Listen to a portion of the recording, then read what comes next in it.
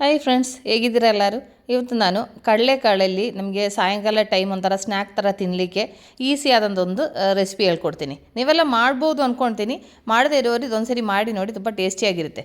ಅದಕ್ಕಾಗಿ ನಾನು 1 ಕಪ್ಪು ಕಡಲೆಕಾಳು ಒಂದು 8-10 ಅವರು ಚೆನ್ನಾಗಿ ನೆನೆಸ್ಬಿಟ್ಟು ಉಪ್ಪು ಹಾಕ್ಬಿಟ್ಟು ಕುಕ್ಕರ್ಲಿ ಬೇಯಿಸಿರೋದಾಯ್ತಾ. ಇನ್ನು ಇದೇನು ಮಾಡಬೇಕಂದ್ರೆ ಇದನ್ನು ಸ್ವಲ್ಪ ಒಗ್ಗರಣೆ ಥರ ಮಾಡ್ಕೊಳ್ಳೋದು. ಸಿಂಪಲಾಗಿ ಮಾಡ್ಬೋದು, ಜಾಸ್ತಿ ಕೆಲಸ ಏನಿಲ್ಲ. ಹಾಗಾಗಿ ನಾನು ಪಾನ್ ಬಿಸಿ ಆಗಲಿಕ್ಕೆ ಇಟ್ಟಿದ್ದೀನಿ. ಪಾನ್ ಬಿಸಿ ಆಗ್ತಾ ಇದೆ. ಇದರಲ್ಲಿ ನಾನು 2 ಟೀ ಸ್ಪೂನ್ ಅಷ್ಟು ಎಣ್ಣೆ ಹಾಕ್ತಾಯಿದ್ದೀನಿ. ಎಣ್ಣೆ ಚೆನ್ನಾಗಿ ಬಿಸಿ ಆಗ್ತಿರೋ ಟೈಮಲ್ಲಿ ಇದರಲ್ಲಿ ನಾನು ಸ್ವಲ್ಪ ಸಾಸಿವೆ ಹಾಕ್ತಾಯಿದ್ದೀನಿ. ನಾನೊಂದು ಅರ್ಧ ಟೀ ಸ್ಪೂನ್ ಸಾಸಿವೆ ಹಾಕ್ತಾಯಿದ್ದೀನಿ. ಯಾಕೆಂದರೆ ಅದು ಈರುಳ್ಳಿ ಜೊತೆಯಲ್ಲಿ ಆ ಸಾಸಿವೆ ಇರೋ ನೋಡಲಿಕ್ಕೂ ಚೆನ್ನಾಗಿರ್ತದೆ, ಅದು ತಿನ್ನಲಿಕ್ಕೂ ಟೇಸ್ಟ್ ಆಗಿರುತ್ತೆ. ಅದಕ್ಕೆ ನಾನೊಂದು ಅರ್ಧ ಟೀ ಸ್ಪೂನ್ ಅಷ್ಟು ಸಾಸಿವೆ ಹಾಕಿದ್ದೀನಿ.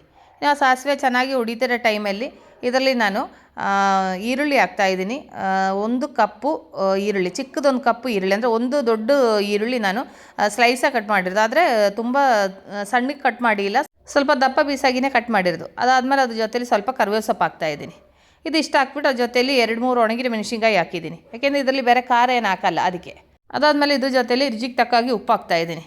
ಉಪ್ಪು ಕಡಲೆಕಾಳು ಆಲ್ರೆಡಿ ಬೇಯಿಸೋ ಟೈಮಲ್ಲಿ ಉಪ್ಪು ಹಾಕ್ಕೊಂಡಿದ್ದೀನಿ. ಅದಕ್ಕೆ ಈರುಳ್ಳಿಗೆ ಎಷ್ಟು ಉಪ್ಪು ಬೇಕೋ ಅದು ತಕ್ಕಾಗಿ ಮಾತ್ರ ನಾನು ಹಾಕ್ಕೊಳ್ತಾ ಇರೋದು, ಆಯಿತಾ.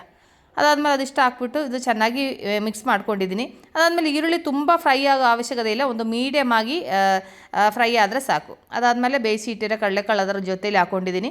ಹಾಕ್ಬಿಟ್ಟು ಇನ್ನೊಂದು ಚೆನ್ನಾಗಿ ಮಿಕ್ಸ್ ಮಾಡ್ಕೊಳ್ಳೋಣ. ಚೆನ್ನಾಗಿ ಮಿಕ್ಸ್ ಮಾಡಿ ಅದ್ರದ್ದು ಕಡಲೆಕಾಳದ ನೀರಿನ ಅಂಶ ಎಲ್ಲ ಹೋಗಿ ಆ ಈರುಳ್ಳಿನೂ ಆ ಕಡಲೆಕಾಳೆಲ್ಲ ಚೆನ್ನಾಗಿ ಮಿಕ್ಸ್ ಆಗಬೇಕು. ಆ ಈರುಳ್ಳಿದೆಲ್ಲ ಸ್ಮೆಲ್ ಆ ಕಡಲೆಕಾಳಲ್ಲಿ ಹಿಡಿಬೇಕು, ಆದ್ರೇ ಟೇಸ್ಟು. ಅದಾದಮೇಲೆ ಕೊನೆಗೆ ನಾನು ಸ್ವಲ್ಪ ತೆಂಗಿನಕಾಯಿ ತುರಿದಿರೋದು ಹಾಕ್ತಾಯಿದ್ದೀನಿ.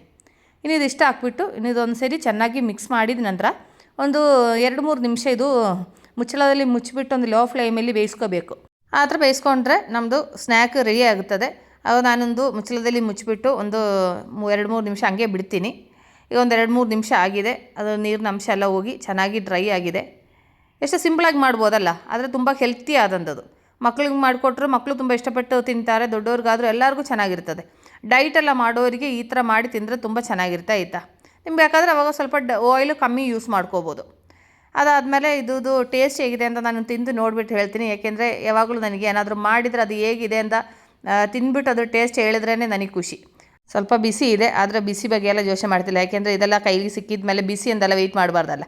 ಅವಾಗ ನಾನದು ಟೇಸ್ಟ್ ನೋಡಿದ್ರೆ ತುಂಬ ಚೆನ್ನಾಗಿದೆ ಫ್ರೆಂಡ್ಸ್. ಅವಾಗ ನೀವು ಇದು ಮಿಸ್ ಮಾಡದೆ ನೀವು ಟ್ರೈ ಮಾಡಿ ನೋಡಿ, ತುಂಬ ಟೇಸ್ಟಿಯಾಗಿರುತ್ತೆ, ತುಂಬ ಹೆಲ್ತಿ ಆದಂಥದ್ದು ಫ್ರೆಂಡ್ಸ್. ಅವಾಗ ನೀವು ಮಾಡ್ತೀನಿ ಅಂತ ನಾನು ಅಂದ್ಕೊಳ್ತೀನಿ. ಈ ವಿಡಿಯೋಲಿ ವೈಂಡ್ ಅಪ್ ಮಾಡ್ತಾಯಿದ್ದೀನಿ. ನೆಕ್ಸ್ಟ್ ಹೊಸ ವೀಡಿಯೋ ಸಿಗೋ ತನಕ ಟೇಕ್ ಕೇರ್, ಬಾಯ್.